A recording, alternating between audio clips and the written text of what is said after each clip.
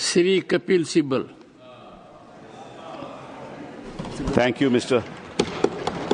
you, Chairman, sir. I rise to oppose the bill and thank you for this opportunity to participate in this debate. मैं थोड़े संक्षेप में कुछ मुद्दे उठाना चाहता हूं, कोई विवादित बात नहीं करूंगा। समझ लीजिए कि मेरे पास कुछ संपत्ति है, मेरी प्रॉपर्टी है। मैं हिंदू हूं या मुसलमान हूं या ईसाई हूं या सिख हूं, मैं उसको चैरिटी में देना चाहता हूं, तो कौन उसको रोक सकता है? कोई नहीं रोक सकता। और इतिहास में जो ये बात आपके सामने रखना चाहता हूं कि there was a right of non Muslims also to make a वक्फ,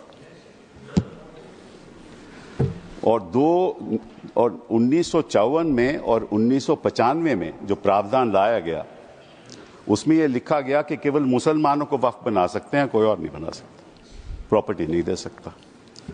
और 2013 में जो संशोधन लाया गया, ये जो रोक थी वे खत्म हो गई। अब ये जो 2024 का अभी कानून बना है, उसमें वापस ये कहा गया कि केवल मुसलमान ही वक्फ दे सकते हैं। वो तो अलग बात है, मैं केवल छोटी सी बात रखना चाहता हूं। मैं as far as the 17th century, and I'll give you a judgment of the Madras High Court, which observed that it is common for the Hindu zamindars to have Muslims in their territories to make Muslim endowments. Similarly, in Arur Singh versus Badr Deen, Lahore High Court upheld the right of a Hindu to make waqf of his property for a Muslim graveyard. After independence, Nagpur High Court upheld the right of a non-Muslim to create waqf. और हमारे प्रधानमंत्री जी, इनकी मैं बड़ी इज्जत करता हूं, हमेशा कहते हैं वन नेशन वन लॉ। तो अगर वन नेशन वन लॉ होना है तो बताइए भाई साहब कि ये केवल कहना कि मुसलमान ही वक्फ दे सकते हैं, ये किस किस्म का लॉ है? ये किस किस्म का लॉ है? और ये भी कहना कि मुसलमान को पहले 5 साल मुसलमान बने फिर तय करना होगा कि तुम वक्फ दे सकते हो कि नहीं। अरे भाई, प्रॉपर्टी मेरी, मालकियत मेरी, चैरिटी में मैं देना चाहता हूं, आप कौन होते हो कहने को नहीं दे सकते? ये कौन सा कानून है? ये छोटी सी बात है, ये कौन सा कानून है? मैं हिंदू हूं, हिंदू होकर भी मैं दे सकता हूं। ये तो मेरी मर्जी है ना, प्रॉपर्टी तो मेरी है, आपका तो कोई हक नहीं। तो पहली बात तो ये कि ये आपने प्रावधान रखा क्यों?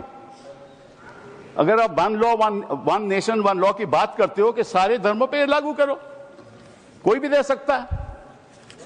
पहली बात ये। दूसरी बात, एक नड्डा साहब ने बड़ी अच्छी कही कि देखिए ये कितनी एकर्स प्रॉपर्टी औकाफ की है, वक्फ की है। मैं उनको बताना चाहता हूं कि there are 32 Waqf boards in this country in different states merely supervise administration of waqf properties in their respective states. But please note kar lijiye Nada ji, total area of Hindu religious institutions in Tamil Nadu, Andhra Pradesh and Telangana respectively is 4,47,000 in Tamil Nadu, 4,65,000 in Andhra, 87,000 in Telangana, 723 acres with Tirumala Tirupati Devasthanam, and thus it comes to 10 lakh acres only in 4 states. And आप कहते हैं कि देखिए औकाफ में 8 लाख एकड़ है। अरे भैया, आपके हिंदू टेम्पल्स में भी इतनी संपत्ति है, वहां आप क्या कर रहे हो? वहां आप क्या कर रहे हो? बाकी स्टेट्स में देखो ना। अच्छा, और ये नहीं कि हर धर्म में सुधार नहीं होना चाहिए, उतार होना चाहिए, मैं आपके साथ सहमत हूं। हिंदू धर्म में भी सुधार लाना चाहिए, लाना चाहिए ना, हिंदू धर्म भी सुधार लाना चाहिए। अंडर हिंदू धर्म, एक मिनट, हिंदू धर्म, मैंने आज तक किसी को टोका नहीं, मैं केवल छोटी सी बात रख रहा हूं आपके सामने। हिंदू धर्म में भी सुधार होना चाहिए। अब हिंदू धर्म के अंतर्गत अगर कोई सेल्फ एक्वायर्ड प्रॉपर्टी हो तो वो अपने बेटों को दे सकता है, बेटी को नहीं दे सकता। कहता है मैं नहीं दूंगा अपनी बेटी को।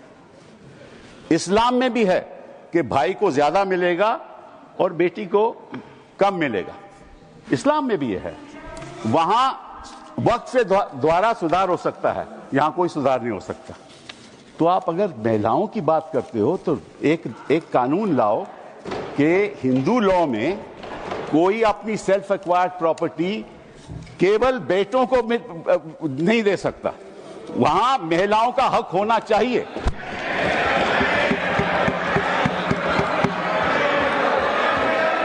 और आप हमें ये आश्वासन दो, you make a commitment in this house that you will bring a law which will protect the right of daughters when they want to give away their self acquired property. दूसरी बात ये मैं आपके सामने रखना चाहता था।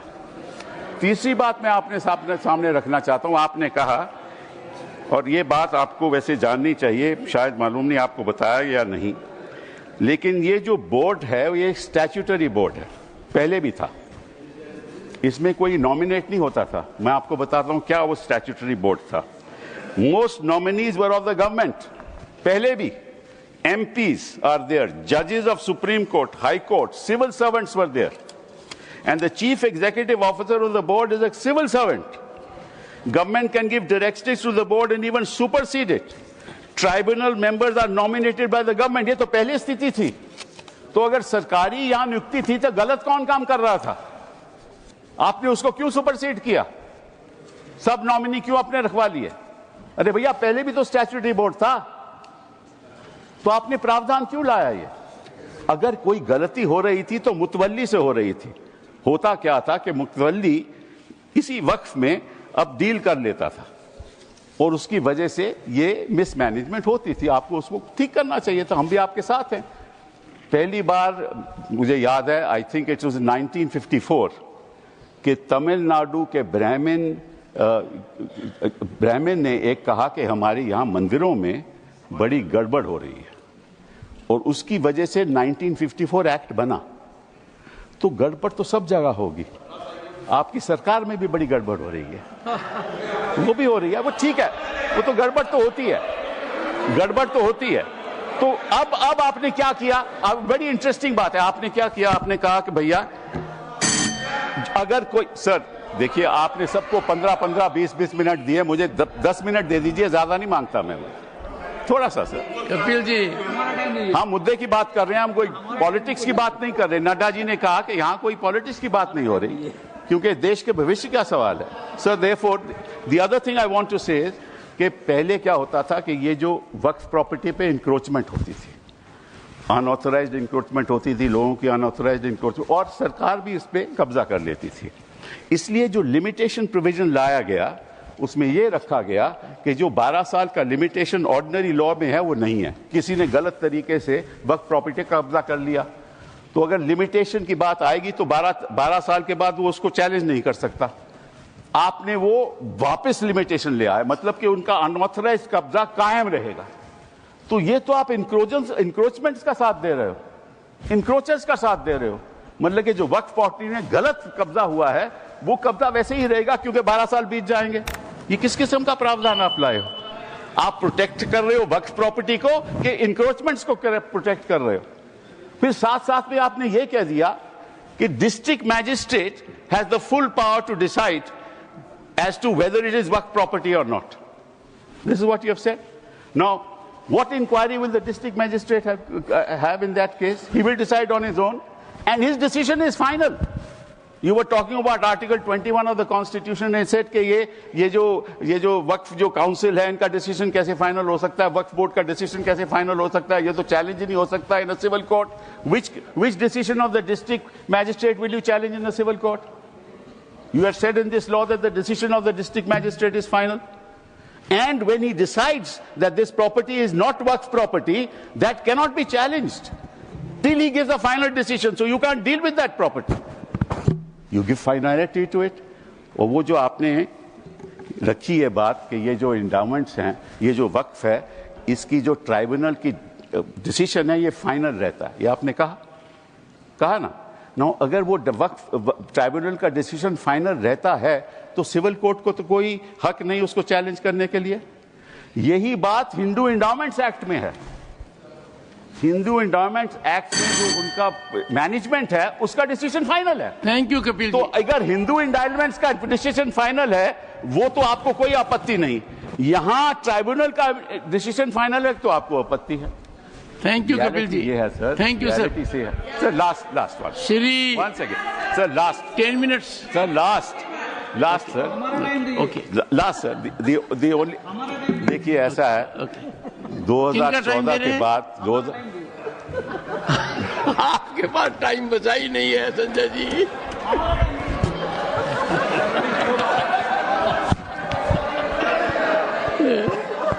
Kapil ji. Sir just give me a minute. Honourable members. Sir just 1 second, 1 second Kapil ji. One second, sir. 1 second. What is the fact of the matter is the problem. 1 second, Kapil ji. The Honorable Parliamentary Affairs Minister. Sure.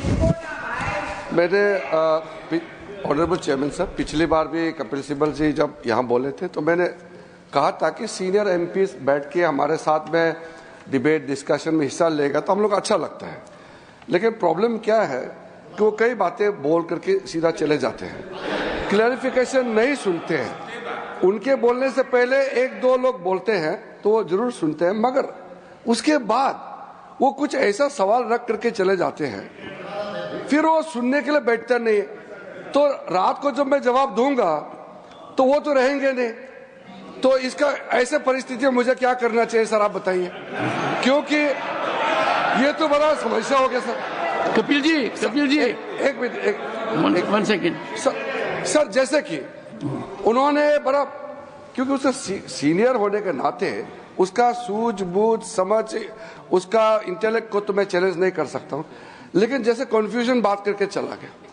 उन्होंने 4 state का religious जो land है उसको वक्फ का साथ में compare करके confusion करके चला गया। वक्फ प्रॉपर्टी रिलीजियस प्रॉपर्टी नहीं होता है, वक्फ प्रॉपर्टी अलग है, वो सिविल है। यहां उन्होंने एग्जाम्पल गलत देके चला गया। फिर बोलता है कि मेरा जमीन मेरा प्रॉपर्टी है। आप कौन होता है कानून बनाने वाला? मैं इसलिए बोल रहा हूं कि वो चले जाएंगे। वो सर नहीं, डॉक्टर अभिषेक सिंह भी चले गए हैं। अभिषेक जी तो चले गए, अब मैं क्या करूं, रोक नहीं सकते सर। वापस आएंगे क्योंकि विप है, because of whip he will come वापस सर। तो जैसे कि सर मैं इसलिए बोल रहा हूं चेयरमैन सर, जैसे कि उन्होंने कहा कि जमीन मेरा है, तुम कौन होता है कानून बनाने वाला? तो जब कोई ट्रस्ट बनाता है तो ट्रस्ट को कौन चलाते हैं, उसका निगरानी कौन करता है? Charity commissioner. तो आप बोलेंगे कि मैं हिंदू हूं, मैं हिंदू एक ट्रस्टी हूं, तो चैरिटी कमिश्नर में तुम मुस्लिम नहीं आ सकते हो, क्रिश्चियन नहीं आ सकते। ऐसे हो सकता है कि इस देश में देश कानून से चलता है। आप बोलते हैं मेरा मर्जी होगा, इसका मतलब क्या एक मिनिस्ट्री मुसलमानों के लिए अलग मिनिस्ट्री बनाना है और हिंदुओं के लिए अलग मिनिस्ट्री डिपार्टमेंट खोलना है? आप कैसे बात करके जा रहे हैं इतना सीनियर होते हुए? आप इस तरह का देश में एक कानून सबके लिए चलेगा तो ये देश के लिए अच्छा होता है। मैं डिटेल में जवाब दे सकता हूं, मगर ये मेरा रिप्लाई का टाइम नहीं है। लेकिन आप चले जाएंगे, इसलिए मैंने कहा कि इस तरह का आप बात रख करके चले जाएंगे, बाद में आप रिप्लाई नहीं सुनेंगे, फिर अधूरा हो जाएगा। इसलिए मैं ये कह रहा हूँ। ऑनरेबल फाइनेंस मिनिस्टर पड़ेगा सर मुझे। I will come to you. मैं भी बीच में एक बार बोलूंगा। I will come to you honourable finance minister. Sir, I'm very sympathetic to Minority Affairs Minister, sir. Every time when finance-related matters also I face this situation, when I stand up to answer earnestly with all the questions being posed to me, concerned members are never there. So at least he had the courage to stand up and seek your permission to say. But there were 1 or 2 points on which I want to just give as much of clarification. As much as Minority Affairs Minister says, we are talking to a senior, very senior legal luminary. So I'll humbly submit my facts, if I heard him right, honorable member. In Tamil Nadu or in Andhra, and he also took the name of the Tirumala Tirupati Devasthanam. In all this, the HR&CE is with the government. Government appointed people monitor it, they execute it, they run it. Second, Tirumala Tirupati Devasthanam, the executive officer, is appointed by the government of Andhra Pradesh. The endowment board has people who are appointed by the government of Andhra Pradesh, and the entire system is completely under the government of Andhra Pradesh, sir. So it is not as if, Hindus are not being touched at all, only Muslims are. No.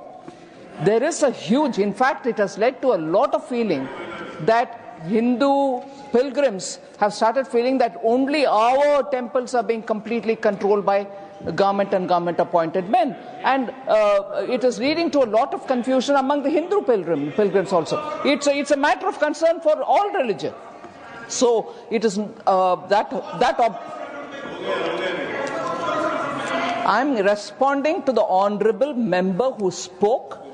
Anybody who has a comment to make on what I've said are welcome to seek the time from the chair rather than shout me down. And therefore, when I put the facts before, because he did refer to the southern states, the Hindu temples, and also took the name of TTD, the fact is this, sir. Kapilji. Now, Kapilji. The finance minister, what I said was that, yes, you're right, the temples are being managed by the government. So is the Waqf. That is precisely what I said. The statutory appointees are all by government. That is exactly the point I was making. That is exactly the point that I was making. That if the statutory appointees were all of the government, why did you want to bring this amendment in 2024? That's the point. And to you, sir, your answer to you, you said that there are trusts. Yes, there are trusts. But under the Code of Civil Procedure, when there is a trust, the property belongs to the trust. But there's a difference between Awqaf and trust. Awqaf, the land once donated, belongs to God. Please round up. It doesn't belong to the trust. Kapilji, round up now. Sir, it belongs to God. You cannot sell it ever. A trust can sell property. Waqf property cannot be sold. And Waqf property can be donated for religious purposes. It can be donated for shelter homes. It can be donated. Allow me. Don't interrupt now. It can be given for schools. It can be given for schools. It can be given for graveyards. It can be given for the benefit of women, and once given, it can't be taken back, unlike trusts. Thank you. So therefore, there's a difference. Thank you. No, sir, one last thing. Only one. Okay. Because, sir, they are and I'll come to vote against you, not to worry. And I'll listen to you. Now, one last thing, sir. They say we have abolished Waqfs by user. That's what they have said. Now, so there's a Supreme Court judgment that they rely upon. That is the Babri Masjid judgment. Please note, the Honourable Minority Affairs Minister should note, paragraph 1134 of the Babri Masjid judgment, which says Waqf by user is an accepted mode of creating a Waqf. Thank you, sir. Thank you. Please honour the judgment that you extol the virtues of to the rest of the country. Honour that judgment. And it says Waqf by user is a matter of evidence. And in fact, Waqf by user is established pursuant to the board, that is the board, statutory board, sending out special people who are assessors as to whether, in fact, this is an actual Waqf or not. Thank you, Kapilji. And these are specialists. Thank you. He must know. He's the minister. He must know the facts before he makes a statement. Thank you. These are specialists. You are abolished the specialists. Shri, now the district management will decide, and what will happen? Kapilji, you have said, you made your point. No, but this is not fair, sir. This is not fair. Thank you. They interrupted without knowing what an actual Waqf is. Kapil, they have no knowledge of what a Waqf is. He is comparing it with a trust. Waqf is not a trust at all. Sir, just 1 second. Last. No. 1 minute. Kapilji. Only 1 minute, No, sir. Only, not more than 1 minute. No, Kapilji. Sir, 1 minute. Kapilji. 1 minute. 1 minute. Kapilji, you have diverted yourself. No, you diverted. Mike. No, Kapilji. It can't. No, your time. 1 minute, sir. 3 minutes. Sir, you have given extended to 10 minutes. You have given half an hour to other people when you were to give 10 minutes. Give me one. 3 minutes. Problem. Shri Harish Biran, sir. 7 minutes. Shri Harish Biran, please. Thank you. We have to proceed with the House. Thank you.